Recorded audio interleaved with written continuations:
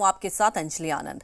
दिल्ली में बिहार के राज्यपाल राजेंद्र विश्वनाथ की ओर से भोज का आयोजन किया गया, लेकिन राज्यपाल के भोज का जेडीयू और आरजेडी के सांसद ने बहिष्कार कर दिया। दिल्ली में कल बिहार के सांसदों की रात्रि भोज रखा गया था। भोज का आयोजन दिल्ली के अशोका होटल में था। बिहार के राज्यपाल ने कहा है कि सभी को आना चाहिए था, सभी आते तो ज्यादा अच्छा होता।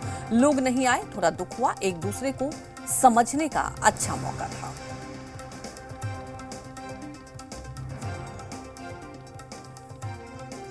आते तो बेहतर होता। नहीं और क्या, क्यों नहीं है पता नहीं, कुछ काम होगा आज संसद में वगैरह, लेकिन आ जाते तो और भी अच्छा हो जाता था। बिहार की अनेक समस्याओं को संसद के दोनों सदनों में ठीक ढंग से उन्होंने अपने बिहार के सभी प्रश्न जनहित के उठाने चाहिए, ऐसा एक विषय था। उसको मैंने जितने आए थे उनके सामने रखा। वहीं इस पर राजनीतिक दलों की प्रतिक्रियाएं भी आई हैं, आपको सुनाते हैं। मुझे पता नहीं, लेकिन करीब 17-18 लोग आए थे।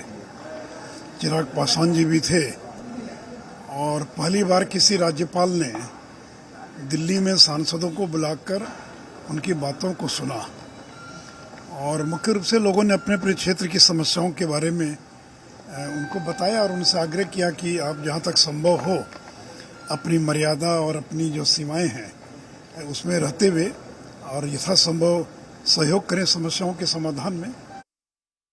एक व्यवहार में लोग जो भी सत्ता पक्ष में होते वो विपक्ष के साथ मिलजुल करके बातें करते, भोज करते।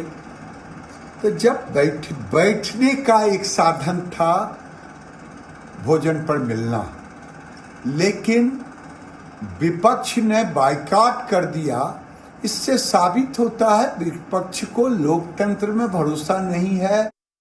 आज़ादी के बाद बिहार में पहली दफा एक सार्थक पहल किया कि सभी माननीय सांसदों को, चाहे वो किसी भी दल के लोग हों, उससे राजहित के लिए विमर्श करने के लिए दिल्ली में एक बैठक बुलाई और विमर्श भी किया।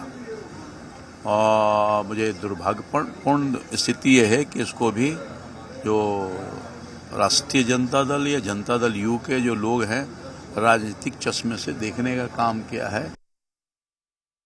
महिम राज्यपाल महोदय को दिल्ली में भोज पे बुलाने की क्या ज़रूरत है, जब वो देख रहे हैं कि पार्लियामेंट का monsoon session Bharatiya Janata party ने हाईजैक कर लिया है।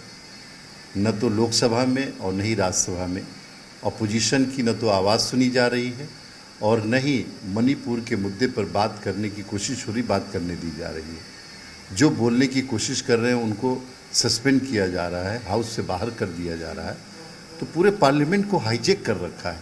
अपोजिशन इस बात पे यूनाइट है कि इस मुल्क में पार्लियामेंट में भी डेमोक्रेसी रहेगी या नहीं रहेगी। अपोजिशन लीडर के माइक को बंद कर दिया जा रहा है और किसी को बोलने नहीं दिया जा रहा है।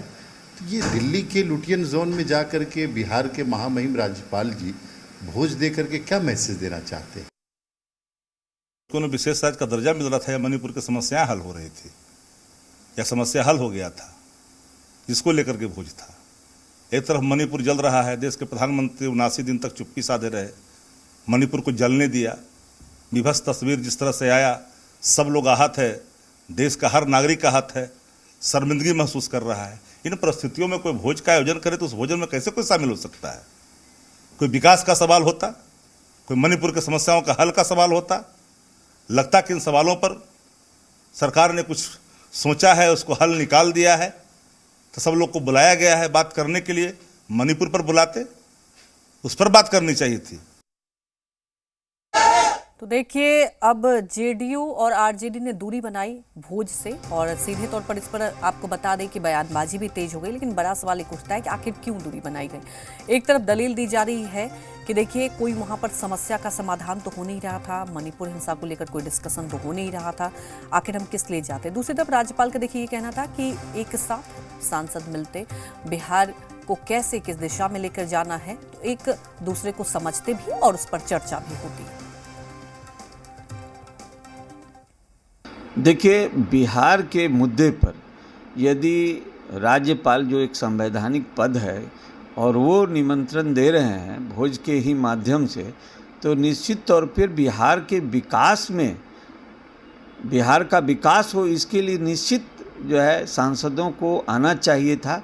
लेकिन इसका मतलब ये है कि ये लोग को बिहार के विकास से कोई लेना देना नहीं है, ये लोगों को सिर्फ गद्दी से मतलब है और बिहार की जनता मरती रहे, तड़पती रहे, ये लोगों को कोई लेना देना नहीं।